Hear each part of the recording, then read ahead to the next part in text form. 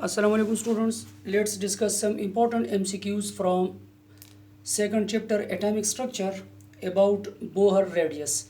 As we know, Bohr atomic model is applicable for single electronic species. It means those chemical species are atoms which have only one electron. So the only atom which have only single electron is hydrogen atom, but Bohr model is also applicable to other single electronic species like helium plus 1 or lithium plus 2 or beryllium plus 3, as helium atomic number is 2, but by losing its one electron from 1s2, its electronic configuration become 1s1 like hydrogen atom. As we know, lithium atomic number is 3, but if we remove the 2 electron from the lithium, so its remaining electron will be also 1s1. And beryllium is, as we know, 1s2, 2s2, but if the 3 electron have been lost by beryllium, so the remaining electron is also 1s1 electronic configuration. So ये question इस तरह भी आ सकता है, which is common in hydrogen, helium plus 1, lithium plus 2 और beryllium plus 3, इनमें common क्या है? सो इन सारों का इलेक्ट्रॉनिक कॉन्फ़िगरेशन क्या है? 1s1. After losing one electron from helium it become 1s1. After losing 2 electrons from lithium, it also become 1s1. Same is the case with beryllium plus 3 ion. So to all of these, Bohr atomic model is applicable because it is one of the defect of Bohr atomic model that it is only applicable to single electronic species. So let's discuss some important questions from this topic. The question is, second orbit of hydrogen atom is dash times greater than its first orbit. So it is a simple question. As we know, the Bohr radius equation, which is 0.r is equal to 0.529 angstrom n square divided by z. N is the number of orbit in which the electron is present, whose radius has to be calculated. Radius means the distance between nucleus and the orbit in which the electron is present at that time. And Z is the atomic number, which is obviously 1 for hydrogen atom, but it is 2 for helium, it is 3 for lithium, it is 4 for what? Beryllium. It is the atomic number. So for N1, when the electron is present in first orbit, so what will be the radius of hydrogen atom? So obviously 0.529 angstrom n square divided by Z. So n square here is n is equal to 1, so 1 square comes out to be 1, and Z is also 1. So obviously the radius of first orbit of hydrogen atom is 0.529 angstrom. Now what will be the radius of the second orbit? 0.529 n square. So n यहाँ पर क्या है? n है 2. So हम 2 का square लेंगे divide by 1, because the electron is present in the same hydrogen atom. तो अगर इलेक्ट्रॉन फर्स्ट ऑर्बिट में है, सेकंड में है, थर्ड में है, फोर्थ में है, जिसमें भी इलेक्ट्रॉन है, एटॉमिक नंबर तो इसका सेम ही होगा क्योंकि it is same hydrogen atom. So if we put n is equal to 2, 0.529, तो n का स्क्वायर हम लेंगे तो इससे क्या आएगा? 4. 0.529 multiply by 4. It means the second orbit of hydrogen atom is how much? 4 times greater than its first orbit. And if the electron is present in the third orbit, so we will put n is equal to 3. And 3 का square क्या आएगा students? 9 आएगा. So what will be the radius of third orbit of hydrogen atom? 0.529 angstrom multiplied by what? 9. It means third orbit of hydrogen atom is 9 times greater than first orbit. Second orbit is 4 times greater than its first orbit, and first orbit of hydrogen atom is 0.529 angstrom. So it is the simple question which can be asked in different ways in different competitive exams. If we know simply the Bohr atomic model and the Bohr equation calculating for a radius, which is used for the calculation of radius, so we can easily solve such type of questions within seconds. Now the second question is, second orbit of helium ion, helium monovalent. It means it is a single electronic species to which Bohr atomic model is applicable. Now question थोड़ा सा मेरी complicated किया हुआ है आपकी concept के लिए. Simple question है, second orbit of helium plus 1 is dash times dash then first orbit of hydrogen atoms. It means कि अगर हीलियम का इलेक्ट्रॉन इसके सेकंड ऑर्बिट में है, हीलियम प्लस 1 इलेक्ट्रॉनिक कन्फिगरेशन तो इसका 1s1 है, लेकिन अगर हम ये इलेक्ट्रॉन एक्साइट कर दे किस में, सेकंड ऑर्बिट ऑफ हीलियम में, जैसे कि हाइड्रोजन का इलेक्ट्रॉन हम 7th शेल तक एक्साइट कर सकते हैं, जैसे कि हम इसकी स्पेक्ट्रल सीरीज में डिस्कस करते हैं, Lyman series, Balmer series etcetera. So if the helium only electron is present in which shell, second shell, तो जब सेकंड शेल में होगा तो इसका n क्या होगा स्टूडेंट, 2 होगा.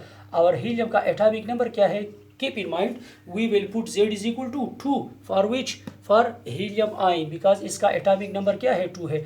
तो हम इसका रेडियस कैलकुलेट करते हैं 0.529 एंगस्ट्रॉम मल्टीप्लाई बाय क्या है n square divide by Z, n square, तो क्या हम लगाएंगे 2 square, because electron is present in which, second orbit of helium +1 and divide by Z, तो Z इसका क्या है एटॉमिक नंबर 2 है. तो 2 का स्क्वायर हम लेंगे तो इससे क्या आएगा, ऑब्वियस सी बात है 4 डिवाइड बाई 2, सो ये इससे क्रॉस हो जाएगा, तो यहाँ पर 0.529 मल्टीप्लाई बाई 2, तो इसका रेडियस होगा 0.529 एंगस्ट्रॉम मल्टीप्लाई बाई 2. इसको 2 से मल्टीप्लाई कर दे तो वही एंगस्ट्रॉम इसका सेकंड ऑर्बिट का रेडियस होगा. तो क्वेश्चन है कि second orbit of helium is dash times greater than first orbit of hydrogen atom. तो first orbit of hydrogen atom तो हमको स्टूडेंट पता है वो क्या है 0.529 एंगस्ट्रॉम, और हीलियम का 0.529 मल्टीप्लाई बाई 2. सो ऑब्वियस सी बात है कि कितने टाइम्स ग्रेटर है हीलियम का सेकंड ऑर्बिट हाइड्रोजन के फर्स्ट ऑर्बिट से, कितने times, 2 times greater than the first orbit of hydrogen atom, because here atomic number of helium is 2, but hydrogen का सेकंड ऑर्बिट इसके अपने फर्स्ट ऑर्बिट से कितने टाइम्स ज़्यादा है, 4 टाइम्स. लेकिन हीलियम का सेकंड ऑर्बिट हाइड्रोजन के फर्स्ट ऑर्बिट से स्टूडेंट कितना टाइम्स ज़्यादा है, 2 times, because R is inversely related to what, Z. Z means nuclear charge, चूँकि हीलियम का न्यूक्लियर चार्ज ज़्यादा है, इस वजह से इसका सेकंड ऑर्बिट हाइड्रोजन से सिर्फ 2 टाइम्स ग्रेटर है. लेकिन हाइड्रोजन का अपना ऑर्बिट हाइड्रोजन के फर्स्ट ऑर्बिट से कितना, 4 टाइम्स, थर्ड ऑर्बिट कितना, 9 टाइम्स, इसी तरह फोर्थ ऑर्बिट 16 टाइम्स क्या होगा, ग्रेटर होगा. सो ये भी एक सिंपल सा क्वेश्चन था. Now the third question which is also more important. So let's discuss the third question. Second orbit of hydrogen atom is dash times dash then second orbit of helium. Now ये थोड़ा सा complicated है. 2 और एक क्या है smaller, 2 greater, 4 times smaller, none of these. यानी student ये एक हाइड्रोजन है और एक क्या है हीलियम है. दोनों का इलेक्ट्रॉन जो है वो कौन से शेल में है, सेकंड शेल में है. तो दोनों का सेकंड ऑर्बिट अब हम कंपेयर करेंगे हाइड्रोजन का और हीलियम का, कि इसमें कौन सा ग्रेटर है, कौन सा स्मॉलर है, कौन सा ग्रेटर है, तो कितने टाइम्स ग्रेटर है. So now first discuss the second orbit for what, for hydrogen, second orbit of hydrogen. So 0.529 angstrom, n square divide by z. So n square क्या है, 2 square divide by z. It means कि radius of hydrogen for second orbit is 0.529 angstrom multiply by क्या होगा, 4. Now let's calculate the radius for second orbit of what, helium, क्योंकि दोनों का second orbit हम compare कर रहे हैं. 0.529 angstrom multiply bye z square, तो क्या होगा 2 square divide by what is the atomic number of helium, 2. 4 divide by 2, तो ये क्या आ जाएगा ही इसका रेडियस सेकंड ऑर्बिट का, R2 मतलब सेकंड ऑर्बिट. सो 0.529 एंगस्ट्रॉम मल्टीप्लाई बाय 2, तो ये 0.529 का डबल है, और हाइड्रोजन का सेकंड ऑर्बिट 0.529 क्या है, 4 टाइम्स ग्रेटर है.